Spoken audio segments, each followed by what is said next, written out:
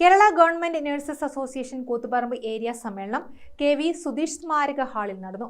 Kerala government nurses association സംസ്ഥാന committee അംഗം A. Bindu ഉദ്ഘാടനം ചെയ്തു. VK ലേഖ അധ്യക്ഷയായി.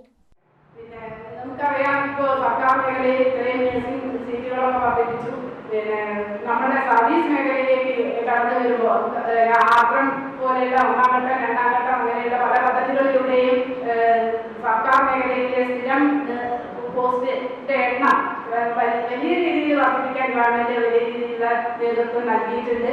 ഒരുപാട് പുതിയ കുട്ടികൾ ജോലിയിലേക്ക് കടന്നു വരുന്നുണ്ട്.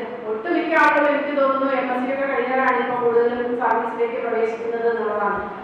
എന്തായാലും നമ്മുടെ നഴ്സിംഗ് മേഖലയൊക്കെ വളരെ നല്ല രീതിയിൽ കൈപിടിച്ച് ഉയർത്തിക്കൊണ്ട് അതിന്റെ ഏറ്റവും ഉന്നതിയിലേക്ക് എത്തിക്കാനുള്ള ഒരു ശ്രമം നമ്മുടെ കേരളത്തിലെ ഗവൺമെന്റിന്റെ ഭാഗത്തു നിന്ന് ഉണ്ടാകുന്നുണ്ട്.